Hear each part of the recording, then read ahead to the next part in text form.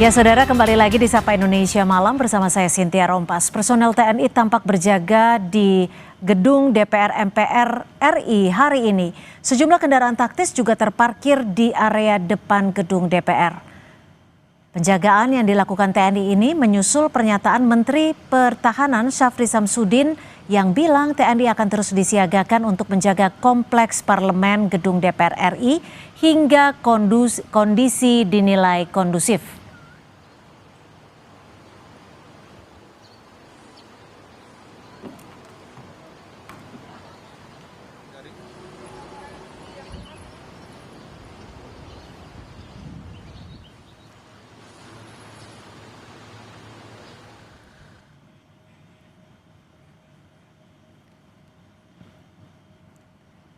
Ketua Umum YLBHI Muhammad Isnur mengkritik Menhan yang menempatkan anggota TNI untuk menjaga gedung DPR RI. Isnur menyebut penempatan ini tidak tepat.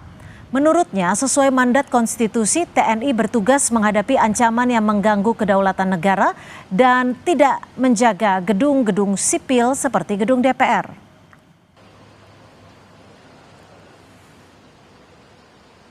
Sesuai dengan mandat Undang-Undang TNI, Undang-Undang Pertahanan, Konstitusi, TNI bertugas untuk menjaga atau mengurus pertahanan yang mengancam kedaulatan negara. Tidak menjaga gedung-gedung sipil seperti DPR dan MPR dan DPD. Justru ketika TNI di sana, tujuannya untuk apa? Apakah menganggap masyarakat yang datang ke DPR itu sebagai ancaman kedaulatan? Justru ini adalah salah, keliru. Jaga simbol kedaulatan negara. Sebelumnya, Saudara Menteri Pertahanan Syafri Samsudin menegaskan TNI akan terus disiagakan untuk menjaga kompleks parlemen, gedung DPR MPR RI hingga kondisi dinilai kondusif. Menurutnya penjagaan ini ialah simbol kedaulatan negara. Penjagaan pun akan terus dilakukan prajurit TNI hingga kondisi dinilai kondusif.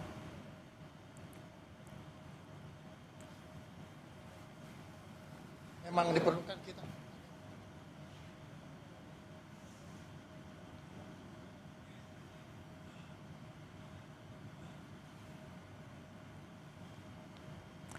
Dan saudara, prajurit TNI dilibatkan dalam pengamanan gedung DPR MPR RI. Kelompok masyarakat sipil menganggap pelibatan itu tidak sejalan dengan prinsip profesionalisme tentara.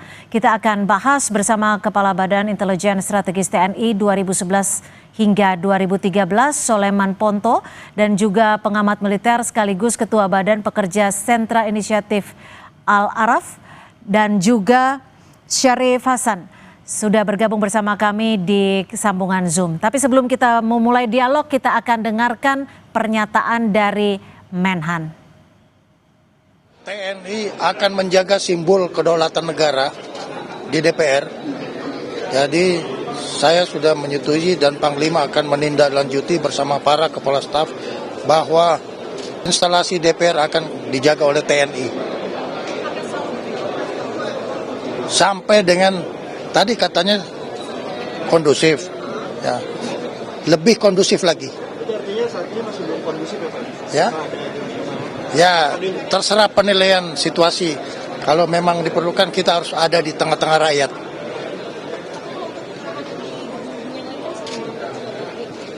Ya, instalasi pemerintah yang perlu mendapat perhatian yang berhubungan dengan kedaulatan kita jaga semua. Sudah bersama saya Mas Al, bagaimana Anda melihat adanya penjagaan militer di gedung DPR MPR RI? Sudah wajarkah, layakkah, dan sudah sesuai porsinya menurut Anda? Ya, pertama secara konstitusi, Presiden adalah penguasa tertinggi atas Angkatan Darat, Laut, dan Udara. Sehingga di dalam Undang-Undang Pertahanan Undang TNI kelanjutannya, pengerahan dan pelibatan militer dalam tugas-tugas operasi selain perang hanya bisa dilakukan oleh Presiden, bukan oleh seorang Menteri Pertahanan. Jadi sikap dan langkah Menteri Pertahanan dengan melibatkan seperti itu sebuah kesalahan konstitusional. Dalam konteks itu Presiden harus segera mengkoreksi Menteri Pertahanan atas langkah dan sikap pengerahan TNI. Menteri Pertahanan yang membuat kebijakan pertahanan tidak dalam konteks pengerahan dan penggunaan kekuatan TNI. Oke. Jadi secara hukum dan undang-undang Konstitusionalnya ya? konstitusional salah. Yang kedua adalah fungsi utama TNI adalah sebagai alat pertahanan negara. Tugas-tugas dia adalah menghadapi kemungkinan ancaman perang. Karena militer dilatih dan dididik untuk persiapan perang. Tugas-tugas non pertahanan atau selain perang itu sifatnya hanya membantu. Jika dan kalau kapasitas pemerintahan sipil tidak bisa mengatasi situasi dan kondisi lagi. Dalam konteks ini salah satunya adalah kepolisian. Ya. Dalam situasi kekinian, kapasitas sipil masih bisa mengatasi situasi dan kondisi. Karena tidak ada situasi yang emergensi dalam situasi hari ini.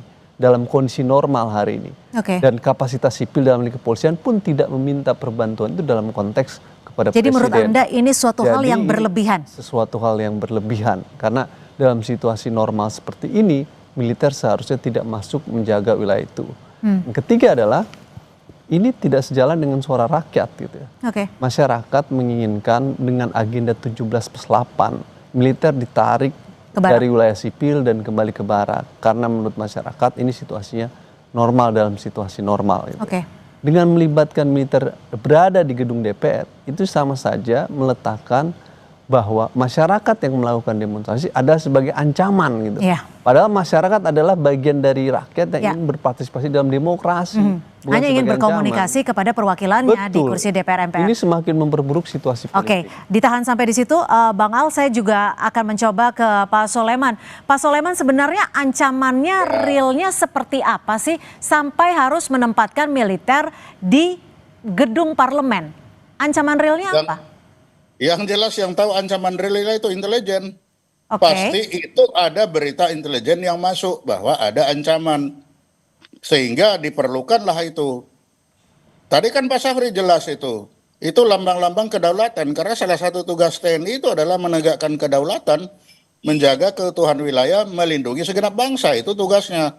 Lalu tadi tidak selalu membantu polisi, tidak ada perbantuan pada polisi. Tapi kan kalau dilihat saat ini, Pak Soleman, maaf saya potong, kondisinya masih terbilang aman, masyarakat juga hanya ingin berkomunikasi dengan anggota dewan. Gini, itu untuk mata masyarakat sipil aman, untuk mata intelijen kan beda. The news behind the news kita melihat, kan tidak selalu melihat yang ada di depan. Buktinya aman-aman, gedung DPR ada yang terbakar di mana-mana kan. Nah kan itu, jadi kita tidak bisa selalu melihat aman-aman di permukaan. Tapi kalau kita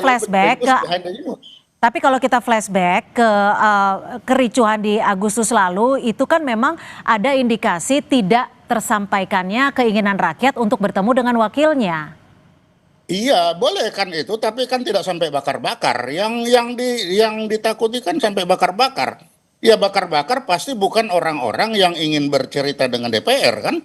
Pasti banyak penumpang-penumpang gelap yang ingin begitu. Itulah yang menjadi sasaran. Dan jangan dikira selalu TNI itu membantu Polri. Tidak.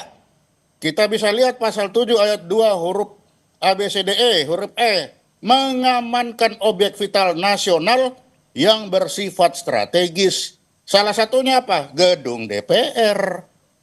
Jadi tidak selalu membantu polisi. Tapi kan fungsi, sebelum saya lanjutkan pertanyaan ke Anda, saya undang-undang, jangan lupa itu undang-undang. Jadi kita tidak sudah perbincangkan karena itu undang-undang TNI seperti begitu. Kenapa itu? Ya tanya pembuat undang-undang. Lain kalau tidak ada undang-undang. Jadi menurut Anda saat ini sudah mengancam kedaulatan negara seperti itu sehingga TNI harus diturunkan di DPR? Kan bukan kedaulatan negara, lambang-lambang kedaulatan itu kan juga kedaulatan. Coba baca apa yang disebut menegakkan kedaulatan, menjaga pemerintah supaya bisa aman dan tentram melaksanakan tugasnya. Tidak selalu kedaulatan itu langsung oleh tembak-tembakan, tidak selalu begitu. Itu kan makanya dibaca di belakangnya itu apa isinya. Itu ada tulisannya. Baik, sebelum saya ke Pak Syarif Hasan, Anda sepakat, Bang? Gini, Undang-Undang TNI nomor 3 2025 hasil revisi itu menjelaskan tugas TNI adalah untuk operasi perang, pasal 7 ayat 2, dan operasi untuk selain perang. Salah satu operasi selain perangnya adalah mengamankan objek vital strategis. Tapi harus dilihat bahwa di aturan berikutnya akan diatur lebih lanjut melalui peraturan pemerintah. Nah sampai sekarang peraturan pemerintah tidak ada. Maka basis kita balik kepada konstitusi hanya bisa dilakukan jika ada keputusan presiden. Karena presidenlah yang memiliki kekuatan atas angkatan laut dan angkatan darat dan angkatan udara. Jadi nggak bisa seorang menteri pertahanan melibatkan militer dalam menjaga objek vital. Itu sesuatu yang salah dan keliru. Jadi gitu. artinya ordernya harus langsung by dari presiden. RI1. Iya, harus by Oke. presiden, bukan oleh seorang menteri pertahanan. Itu kesalahan dalam konteks ini, dalam membaca pasal 7 dan konstitusi ya. Yang kedua adalah yang lebih penting harus dipahami, ini rumah rakyat. Gedung Perwakilan DPR itu rakyat. rumah rakyat. Anggota DPR itu dipilih oleh rakyat. Sehingga dia harusnya dibuka ruang sebesar mungkin buat rakyat menyampaikan partisipasinya. Bukan ditutup pembatasan kebebasan dengan beragam pengamanan yang berlapis-lapis. Oke. Mulai dari satpam, kepolisian ditambah lagi dengan TNI. Itu poin utamanya yang harus dilihat gitu. Ini wakil rakyat, rumah rakyat, dan dalam situasi kondisi sekarang, apa yang disampaikan oleh masyarakat di depan DPR dalam situasi-situasi normal saja gitu. Dalam konteks itu kalau ada informasi intelijen dalam konteks pengamanan, maka informasi intelijen itu harus dilihat dalam tahapan eskalasinya sampai level mana kemudian militer akan dilibatkan, dan lagi-lagi otoritasnya hanya presiden. Oke. Ini kan tidak dilakukan oleh Menteri Pertahanan. Di situ menjadi kesalahan. Atau mungkin sebenarnya ada mandat khusus dari RI1 ke Menhan? Oh, tidak bisa dalam konteks pelibatan dan penggunaan dalam situasi seperti ini untuk pengerahan militer hanya bisa disampaikan oleh presiden, Oke. bukan seorang Menteri Pertahanan. Ya, Pak Syarif, berdasarkan pengalaman Anda, ini kan penjagaan militer di gedung Dewan disebutkan sampai kondisi kondusif agar wakil rakyat bisa bekerja dengan tenang. Berdasarkan pengalaman Anda, apakah dengan kondisi yang saat ini terjadi, khususnya di Jakarta dan juga sejumlah daerah, diperlukan pengamanan dari militer? Iya, pengamanan dari militer itu kan ada tentu rambu-rambu yang masuk kepada pemerintah dalam hal ini bagaimana untuk menjaga institusi yang vital dari pemerintah, khususnya dari anggota, termasuk dalamnya di anggota DPR. Karena anggota DPR ini kan sudah, sekalipun mereka itu adalah wakil rakyat, tetapi secara undang-undang mereka adalah bagian daripada konstitusi negara, sehingga pemerintah dan negara dalam hal ini wajib untuk melindungi apabila ada indikasi yang ditengarai akan merusak ataupun mengganggu ataupun artinya mengganggu keselamatan mereka, kan mereka juga warga negara. Dan Perlindungannya itu semuanya, harus dari militer seperti itu, Pak Syarif? dan memang undang-undang TNI yang nomor 3 tahun 2025 yang baru disahkan itu memang sudah memungkinkan bahwa tugas TNI operasi militer selain perang memang sudah diatur di situ di dalam hal untuk menjaga keamanan ataupun alat-alat strategis, tempat-tempat strategis dari negara. Nah, karena pemerintah dalam hal ini yang sudah menganggap mungkin ya sudah mengganggu ketentraman institusi, sehingga diperlukan, karena memang di situ di operasi militer selain perang di situ tidak dijelaskan, perlu bahwa itu tidak memungkinkan untuk tidak memakai pertimbangan politik. Nah, jadi dalam hal ini sah-sah saja ya kalau ada pengerahan TNI di situ, dan itu adalah untuk menjaga institusi kita, menjaga rakyat kita yang sedang melakukan tugas-tugasnya, dan itu adalah menurut kami dari kami itu adalah sesuatu hal yang sah menurut undang-undang yang baru disahkan tersebut. Jadi memang semuanya sudah diatur di dalam operasi militer selain perang. Oke, Pak Syarif, tapi gini, kita kan sampai saat ini belum terinformasi indikator kondusifnya itu sejauh mana. Karena ini sebagai masyarakat awam ya, saya berangkat dari rumah di kawasan Jakarta Utara sampai kawasan Palmerah masih merasa aman. Kawasan Palmerah tidak jauh gitu loh dari lingkungan Senayan. Ya begini, kacamata rakyat biasa dengan penyelenggara negara, khususnya tentang yang menyangkut tentang pengamanan negara dan rakyat warga negara Indonesia tentunya ada berbeda. Ada yang tidak disadari oleh kacamata seorang warga negara biasa terhadap situasi yang sebenarnya mencekam, sebenarnya ada bisa mengancam keutuhan wilayah dan keutuhan keamanan dari institusi-institusi pemerintah. Dan itu yang membaca itu adalah petugas-petugas dari intelijen, petugas-petugas dari aparat negara yang berwenang dalam hal ini. Jadi memang belum ada indikatornya ya Pak Syarif ya? Kalau menurut Anda ya? Indikatornya kan tidak perlu disampaikan kepada secara terbuka.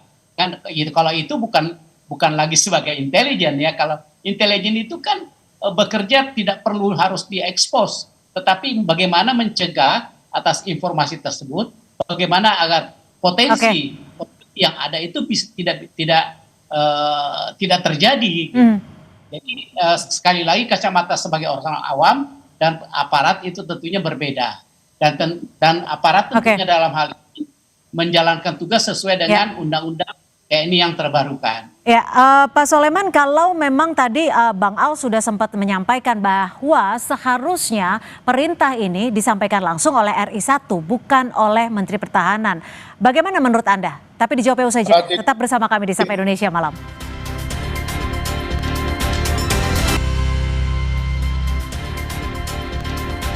Dan saudara, sejumlah anggota TNI saat ini masih melakukan pengamanan di sekitar gedung DPR MPR RI Senayan, Jakarta. Saya akan ke Pak Soleman. Pak Soleman, kalau tadi Bang Al sudah menyampaikan seharusnya perintah pengamanan ini dikeluarkan langsung oleh RI1, Pak Presiden Prabowo, bukan oleh Menhan. Bagaimana perspektif Anda? Oh, tidak harus. Itu kan ada di ayat 3 diatur bahwa pengerahan TNI itu berdasarkan kebijakan dan keputusan politik negara. Nah, kebijakan dan keputusan politik negara itu diambil oleh pemerintah dan DPR. Nah, saat ini Menko Polkam kan ad interimnya Menhan. Jadi tidak salah Menhan menyampaikan itu sudah bersama-sama pasti dengan DPR. Jadi secara penyampaian itu sudah tidak ada masalah di situ. Dalam keadaan darurat, ya itu tadi, kalau dalam keadaan darurat baru presiden itu mengerahkan langsung. Ya berarti sekarang belum dalam keadaan darurat dong Pak Soleman. Nah, iya. Kondusif dong. Makanya kalau belum keadaan darurat, penempatannya itu berdasarkan kebijakan dan keputusan politik negara. Yaitu putusan antara pemerintah dan DPR. Mereka artinya ada request khusus begitu dari DPR? Untuk dilakukan pengamanan? Pasti ada. Makanya pemerintah dan DPR meeting, hasilnya namanya kebijakan dan keputusan politik negara. Itu kalau seperti sekarang. Tapi kalau tiba-tiba, tidak sempat, baru seperti yang dikatakan Pak Laraf tadi, presiden dapat mengerahkan tapi dalam 2 kali 24 jam harus laporan lagi kepada DPR.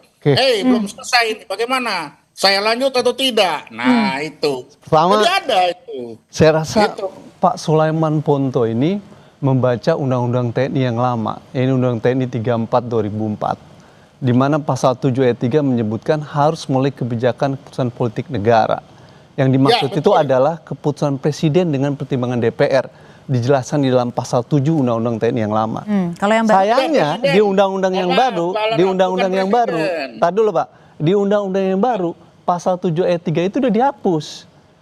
Jadi yang dimaksud Pak Sulaiman Ponto tentang keputusan politik negara itu udah dihapus. Pak Syarif juga tahu, itu udah nggak ada. Maka di pasal 7 ayat 3 yang baru akan diatur melalui peraturan pemerintah. Itu yang disebut dengan rule of engagement-nya. Jadi disampaikan Pak Sulaiman Ponto itu di undang-undang yang lama, di undang-undang yang baru udah nggak ada mekanisme kebijakan politik negara. Jadi strukturnya, request-nya. Bukan, nanti dulu saya bilang, saya mau mengkoreksi dulu yang disampaikan Pak Sulaiman Ponto itu di undang-undang TNI yang lama, di undang-undang TNI yang baru udah nggak ada. Jadi salah mengutip itu. Satu. Yang kedua, akan diatur oleh PP. PP-nya belum dibuat oleh pemerintah.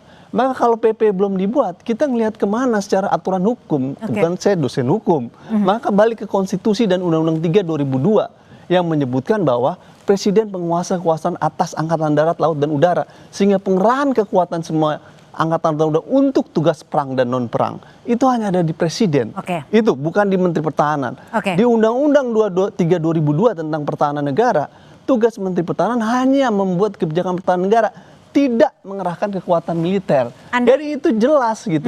Jadi saya ingin katakan kutipan yang disampaikan tadi itu di Undang-Undang lama dan keliru. Kedua, saya ingin tekankan Sebentar, Pak apa yang saya Pak Sarif ya. Justru saya ingin bilang ke Pak Prabowo, situasi dan kondisi ini memperburuk citra dan kredibilitas beliau. Kenapa demikian? Pemerintah sedang membangun apa yang disebut dengan politik of fear tuh. Politik ketakutan pada masyarakat dengan melakukan sekuritisasi isu. Di mana semua isu sosial politik ditarik ke dalam isu keamanan nasional yang biasanya mengedepankan pembatasan terhadap kebebasan dan melimitasi ruang-ruang kebebasan. Sehingga aspirasi masyarakat di dalam ruang gedung DPR dianggap sebagai ancaman, maka pengerahan kekuatan militer dilibatkan. Politik of fear ini terjadi hari ini dan itu sesuatu yang buruk dalam kehidupan demokrasi parlementer. Wakil rakyat harusnya tidak menyetujui langkah politik ketakutan tadi itu. Situasi normal ini dibangun dalam kerangka demokrasi dan kebebasan. Biarkan norma-norma aktor keamanan bekerja. Ada pengamanan di DPR, ada kepolisian, cukup di level itu. Karena dinamikanya sebatas itu. Kalau ada situasi genting dan situasi tertentu, menurut informasi intelijen, hanya presiden yang boleh mengerahkan. Anda ingin menanggapi Pak Soleman terkait perintahnya seharusnya dari RI1 dan peraturannya, mic Anda, audio Anda masih tertutup, mohon maaf. Oke, jadi nah sekarang ya boleh. Silakan. Silakan. Oke. Jadi kalau betul itu sudah tidak ada. Nah, saya kasih tahu doktrin ya. Ini doktrin di militer. Kalau yang lama sudah hilang, yang baru belum ada, kita kembali yang lama. Karena kita tidak bisa menunggu. Nanti nunggu-nunggu tunggu berkelamaan. Jadi kita pakai yang lama. Masa kita mau turun nanti sudah terjadi sesuatu. Jadi kalau enggak ada, ya sudah yang lama pakai dulu. Mau benar apa tadi, itu urusan nanti itu. Tapi yang penting ini sudah dijalankan. Kan itu dulu. Ya mungkin undang-undang yang dirubah. Kita bicara, mengapa harus kita juga harus menjamin ketakutan para anggota DPR ada yang di dalam. Kenapa? Fakta membuktikan, dibiarin begitu, bakar-bakaran ujungnya. Makassar, berapa anggota DPR itu yang mati? Jadi bukan kita itu bukan semena-mena langsung memutuskan, tidak. Pak Soleman, berarti teman-teman di anggota DPR sempat menginformasikan bahwa takut ya? Seperti yang Anda sebutkan tadi.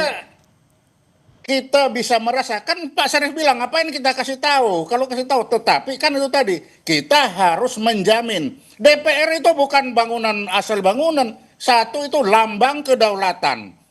Jadi bukan asal bangunan, dan di situ masuk dalam kriteria objek vital bersifat strategis. Ya, ya kan itu. Jadi jangan melihat dari kebebasan lalu sebebas-bebasnya. Fakta membuktikan kebebasan menghasilkan kehancuran. Itu yang kita jaga, gitu. Kebebasan menghasilkan demokrasi, bukan menghasilkan kehancuran tuh. Ya, yang melakukan kehancuran diinvestigasi lewat TPF, siapa yang melakukan pembakaran. Dan itu proses harus dibentuk negara. Faktanya kita tentara itu tidak pakai pikiran, hanya melihat fakta hancur. Kan itu yang dilihat. Maka kita harus mengerti dulu logika berpikir tentara itu seperti apa dalam melihat. Oke. Kita disuruh mikir aturan perundangan, ya nggak masuk, tentara itu nggak mikir itu. Ya, emang soal pokoknya bukan di tentara, soalnya otoritas yang mengerahkan salah, bukan Menteri Pertahanan. Bagi tentara nggak pusing dengan itu. Tapi yang pernah ada apa? Oh ini PP belum ada. Lah kalau PP belum ada gimana? Pakai yang lama. Karena itu yang ada. Kalau PP belum ada, pakai konstitusi dan Undang-Undang 3 2002. Undang-undang yang lama nggak boleh dipakai. Itu secara hukum tidak bisa digunakan undang-undang yang lama, karena undang-undang yang baru lah yang dipakai. Itu ada azasnya, Pak. Azas yang berlaku hukum. Tapi bagi ahli tentara tidak. Doktrin tentara ketika belum ada yang baru kembali ke yang lama. Ini bicara negara hukum. Kita bicara hukum, bukan bicara doktrin. Kalau tentara dianggap salah, ya tentara siap kita pertanggungjawabkan. Tapi bagi kita, ketika PP nggak ada. Oke. Berarti artinya ada perbedaan cara pandang ya antara. Bukan perbedaan cara pandang. Gimana dong? Dalam kan negara berdasarkan hukum, doktrin, kalau kata Pak Soleman. dalam negara hukum, ada undang-undang dasar, ada undang-undang, ada PP, ada peraturan daerah. Kita hidup bernegara harus mengacu kepada itu, bukan kepada Karena doktrin. kita konstitusi berdasarkan. Betul, berdasarkan konstitusi. Oleh karena itu bicara kita ada di konstitusi dan undang-undang. Doktrin itu milik internal militer. Oke. Pengerahan kekuatan TNI itu dalam konstruksi negara konstitusional harus berpijak pada konstitusi dan undang-undang, bukan kepada doktrin. Pengerahan kekuatan TNI dalam konstitusi hanya di tangan presiden. Ya. Tugasnya DPR dan pemerintah buat peraturan pemerintah. Ya. Jangan digeser-geser diskusi kita, karena Oke. diskusi kita di negara hukum. Kira-kira Baik, itu. saya ke Pak Syarif. Pak Syarif, kalau tadi disebutkan bahwa memang ada keinginan, permintaan dari DPR RI untuk meminta pengamanan seperti yang tadi disampaikan oleh Pak Soleman. Apakah memang sudah se-necessary itu, sudah se-urgent itu?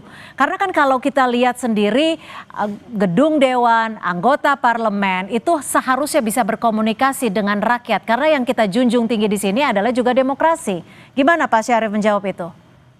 Jadi sekarang ini kan untuk mengatasi kejadian peristiwa minggu lalu itu, yang kita lihat akibatnya yang sangat luar biasa dan memprihatinkan kita semua. Kita lihat gerbang DPR itu hampir rubuh, sementara di daerah sudah ada yang dibakar, hampir seluruh Indonesia sudah mulai ada gerakan untuk menghancurkan gedung-gedung DPR dan sebagainya. Kemudian rumah anggota DPR juga sudah dijarah dan sebagainya, bahkan Menteri Keuangan juga dijarah rumahnya dan sebagainya. Tentu ini pemerintah harus mengatasi persoalan ini. Nah, tentunya dalam hal ini pemerintah harus mengimplementasikan undang-undang TNI. Nah, sementara undang-undang TNI tadi katakan PP-nya belum, ya, peraturan pemerintah belum, ya. Tetapi di undang-undang TNI yang sudah terbaru, sudah direvisi itu juga memungkinkan bahwa penugasan operasi militer selain perang itu memungkinkan untuk dilakukan tanpa pertimbangan politik. Itu jelas. Nah, artinya apa? Apa yang dilakukan oleh pemerintah untuk mencegah terjadinya kerusuhan yang berkelanjutan lagi, akan muncul kerusuhan yang akan menjatuhkan gradasi kepercayaan masyarakat dan luar negeri terhadap Indonesia, di mana kita sedang membangun untuk kepentingan Indonesia, dan kalau itu terhambat akan merugikan rakyat Indonesia. Sehingga apa yang dilakukan oleh pemerintah ini menempatkan militer di tempat-tempat yang sangat strategis. Nah, sekalipun itu ada yang berpandangan ini tidak demokratis, nggak apa-apa, ini kan demi kepentingan bangsa dan memang sudah sesuai dengan Undang-Undang nomor 3 tahun 2025 memungkinkan untuk menempatkan itu. Nah, bahwa ada yang berpandangan lain itu nggak apa-apa. Namanya juga negara kita ini negara demokrasi. Tetapi bagi saya dan bagi Partai Demokrat, apa yang dilakukan oleh pemerintah ini itu sudah betul-betul menjalankan Undang-Undang TNI yang terbaru nomor 3 tahun 2025. Di situ jelas dikatakan operasi militer selain perang itu dimungkinkan untuk dilakukan tanpa pertimbangan politik. Nah, kalau yang namanya tanpa pertimbangan politik itu artinya harus melalui presiden dan DPR dan dipertanggungjawabkan kembali. Ini nggak perlu, ini kita dalam keadaan katakanlah emergensi, dan ada kemungkinan untuk muncul ekses yang sangat menakutkan buat kita, dan ini yang dirugikan adalah rakyat Indonesia sendiri. Ya kan? Semua sudah dirugikan. Pak Syarif, otoritas yang kita persoalkan satu pokok adalah Anda yang merevisi Undang-Undang 3 2025 yang menghapus pasal 7 ayat 3 yang baik itu, lalu Anda rubah menjadi peraturan pemerintah dan pemerintah belum membuat PP. Jadi Anda memberikan cek kosong tuh yang membuat kondisi sekarang menjadi kacau. Itu poin pertama. Pada waktu itu kita menyatakan jangan hapus pasal itu, tetap keputusan politik negara. Tapi DPR menghapus itu menjadi PP. Sekarang PP-nya belum dibuat. Lalu Anda katakan ini kosong, pakai yang mana? Tentu kalau kita secara hukum pakai konstitusi dan Undang-Undang Pertahanan 3 2002 yang secara jelas menyebutkan otoritas pengerahan dan penggunaan untuk operasi-operasi perang atau selain perang ada di tangan presiden. hanya presiden yang boleh mengerahkan kekuatan militer, bukan Menteri Pertahanan. Saya rasa sebagai anggota Komisi 1 Anda sangat memahami bahwa Menteri Pertahanan tugasnya buat kebijakan pertahanan. Tugas presiden lah yang menggunakan penggunaan kekuatan TNI. Tidak ada yang melarang pelibatan militer dalam konteks operasi selain perang. Otoritas yang mengerahkan itu yang salah dan keliru, bukan Menteri Pertahanan. Gitu kira-kira kalau kita membaca logika konstitusionalnya, harusnya di presiden. Jadi saya ingin katakan, kekacauan situasi hari ini itu karena Anda membangun cek kosong di dalam Undang-Undang TNI yang tadinya indah dan bagus di Undang-Undang 34 2004 sebagaimana disampaikan Pak Sulaiman Ponto, harusnya melalui keputusan politik negara, tapi Anda hapus dan diserahkan kepada presiden aturan lainnya untuk melalui peraturan pemerintah. Sementara peraturan pemerintah sampai sekarang belum dibuat PP-nya. Itu yang kita kan sebagai cek kosong. Tapi dalam logika hukum, ketika ada situasi kekosongan hukum seperti itu, mana yang digunakan? Konstitusi balik lagi bahwa presiden adalah penguasa atas angkatan darat dan udara, sehingga hanya presiden yang boleh mengerahkan, bukan Menteri Pertahanan. Itu, Mas. Pak Soleman ingin menanggapi? Jadi kalau tadi Pak Laraf betul menghadapi dari ilmu hukum, ya memang seperti itu. Tapi TNI itu menghadapi dari doktrin. Doktrin TNI itu tadi, ketika tidak ada yang baru kita pakai yang lama. Itu doktrin. Kita tidak bisa merubah doktrin itu, karena itu berlaku tidak hanya untuk ini. Untuk semua yang lain-lain juga sama seperti itu. Betul, betul. Baik. Tapi doktrin itu bukan dalam konteks pengerahan. Pengerahan itu ada di konstitusi.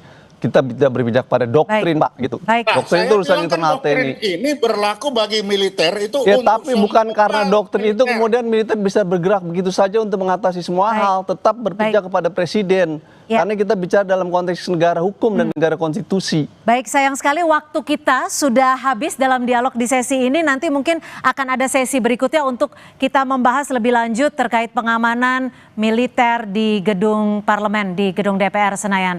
Terima kasih Pak Sulaiman Ponto, terima kasih Bang Al, dan juga terima kasih Pak Syarif sudah berbagi perspektif di Sapa Indonesia Malam. Terima kasih.